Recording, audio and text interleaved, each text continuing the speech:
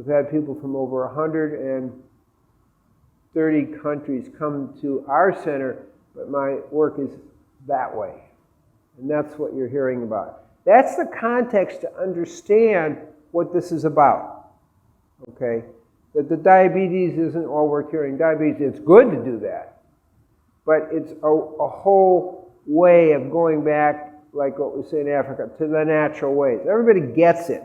We're kind of removed from the natural ways here, which is a little bit of a problem, but it's one generation there.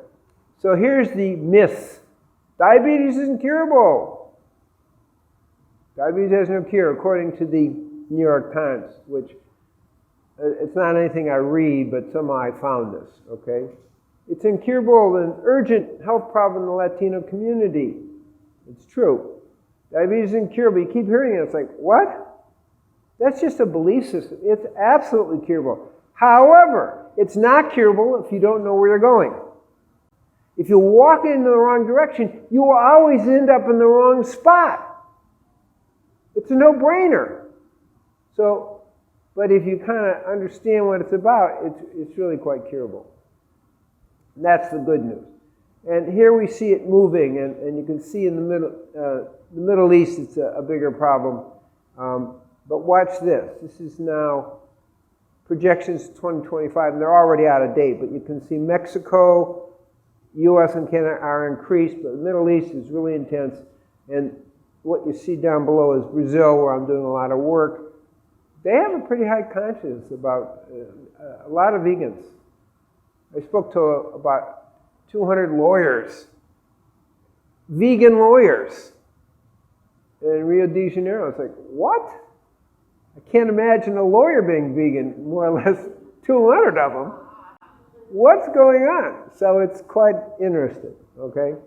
So we do have a major epidemic worldwide. What Steve was saying is absolutely, we got an issue here. Obesity, and I'll say it, and you'll see the chart.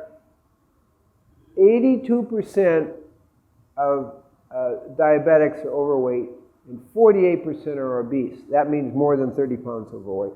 And it's just skyrocketing.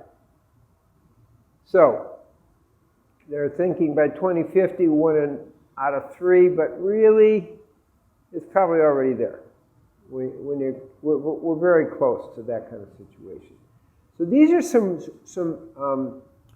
results with our diabetes approach.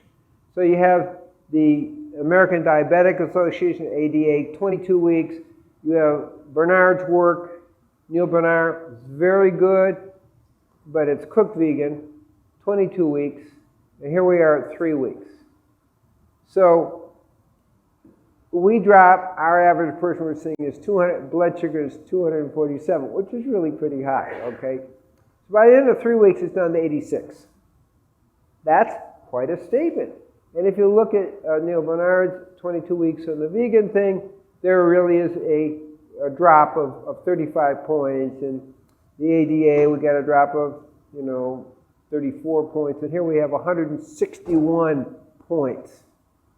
That's significant.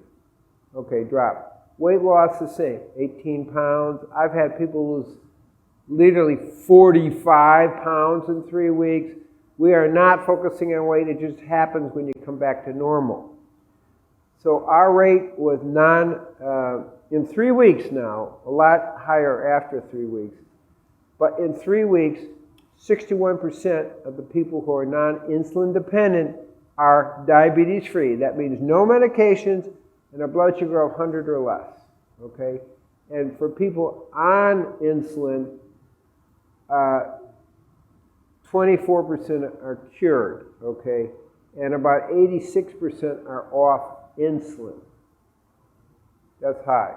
For type 1 diabetics, which was actually a surprise to me, to be honest with you, 21% of the people were healed, meaning off, type 1, off insulin, with a blood sugar less than 100.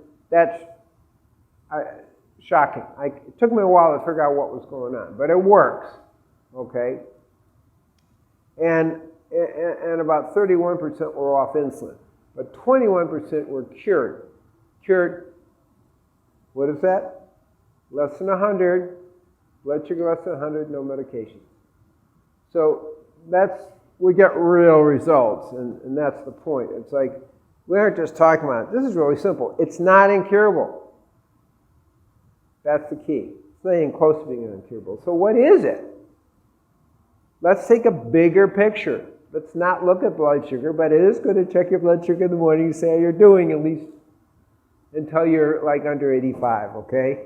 Not age, your blood sugar, your fasting blood sugar. Okay, it's an accelerated chronic degenerative disease. Think that way. It's degeneration of multiple systems. And as I said before, you got twice as much Alzheimer's, significant degeneration in the brain function, and 4 times more depression. So a lot of things are happening. So we have a change in the genetic and epigenetic. Now we're talking more epigenetic, change your diet. That actually influences your gene expression, literally, okay? And it's a hormonal dysregulation, and it isn't just insulin, but it's also leptin, which we'll talk about a little bit. But leptin does 2 things. Normal leptin, says don't eat sweets and stop eating. Cut down your diet. When people are overweight, leptin is produced in the fatty tissue. You have an excess of leptin, and the body gets leptin resistant. That's a problem.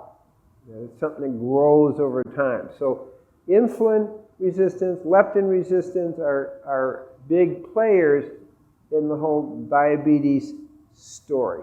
That's what I want you to really get.